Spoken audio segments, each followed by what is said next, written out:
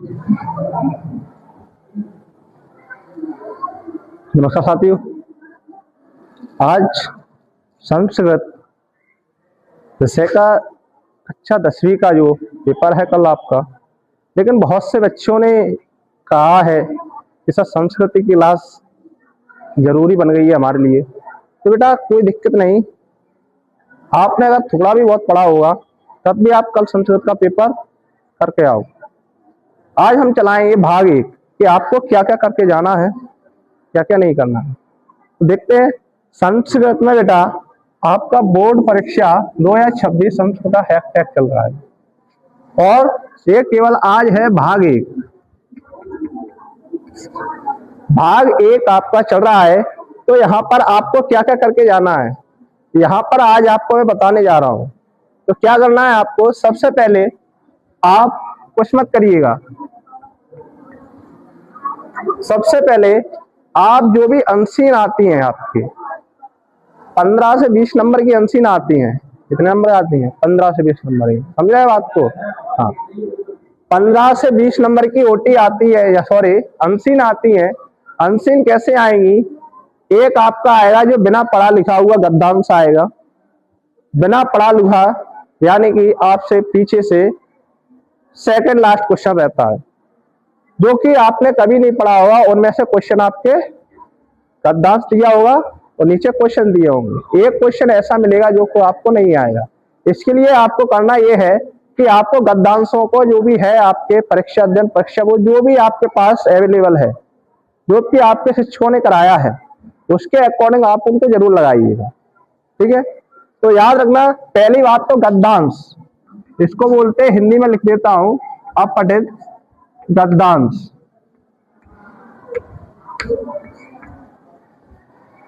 ठीक, एक पॉइंट ये क्लियर होना चाहिए। दूसरा पॉइंट है आपका, आपसे बुक से आएगा 2 क्वेश्चन ऐसे आएंगे गद्यांश आपके कि एक तो बेटा आपका पद आएगा, तो एक आएगा गद, एक गद्यांश एक पद्यांश, 2 आएंगे। यानी कि एक आपके दोहा टाइप के आएंगे, श्लोक आएंगे जो कि आपके 2 आएंगे। ठीक है, उनमें से 2 श्लोक में से जो बन जाएंगे आपके, और उस नीचे क्वेश्चन दिया। आपको श्लोक याद है, उनके जो क्वेश्चन आंसर स्वास्थ्य के श्लोक ज्यादातर रहते हैं। ठीक है, तो यहाँ पर आपको मिल जाएंगे, तो वहां से आपको क्वेश्चन उन्हीं में से छांटना है। समझे आए बात को? हाँ, वहीं से उनमें से छांटना है आपको। तीसरा पॉइंट है आपका आवेदन। हिंदी में बता रहा हूं, शुद्ध याद रखना।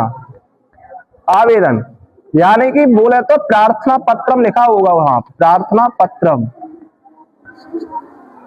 आवेदनम पत्रम, आवेदन पत्रम याद रखना। ठीक है ना, क्लियर है? प्रार्थना पत्रम यानी कि कौन कौन से आपको याद करने हैं, यानी कि एक है स्वावकाशार्थ प्रार्थना पत्रम, एक ये जरूर करके जाइएगा। आपका ज्यादातर 90% आने के चांस है, याद रखना बेटा, 90% आने के चांस है ये वाले। और आपका एक है शुभ अवकाशान, यानी बोल सॉरी शुभकामना का, एक शुभकामना का भी आ सकता है। अपने मित्र को शुभकामना देने हेतु एक का होता है आपका, छोटा ही श्लोक है, ज्यादा नहीं है। अगर आपको नहीं याद होता है तो कमेंट सेक्शन में आप बता दीजिए, शाम की क्लास में आपको मिल जाएगा आपको किस तरह से याद करना है, क्या नहीं करना है। क्लियर है ना? हाँ, तो यानी कि ज्यादा बड़ा भी नहीं होता है सबका, यानी कि 1 लाइन या 2 लाइन का रहता है। क्लियर है? हाँ, अगला चलते हैं आपको, अगले बात चलते हैं किसका बेटा, निबंध। एक निबंध आता है आपका, निबंध हालांकि आपको 4 मिलेंगे। कहाँ मिलेंगे? 4 मिलेंगे बेटा। तो 4 निबंधों में से आपको मैं बता दूं, 4 निबंधों में से आपको क्या करके जाना है, पहला यानी कि 99% वाला सिस्टम है ये बेटा, याद रखना।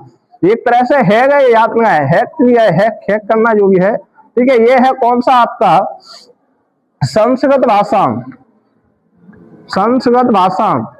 याद रखना 99% जो है आपका यही रखा हुआ मिल सकता है। अगर बिल्कुल भी चांस नहीं है, 0.001% ना आए इसके चांस है, यानी कि याद रखना 99% ये आपके आने के चांस है, याद रखिएगा। तो याद रखना ये वाला है, नहीं आया तो याद रखना, मैं बता दूं। दूसरा आपका कालिदास याद करके जाना है आपको, कालिदास, क्लियर है, कालिदास।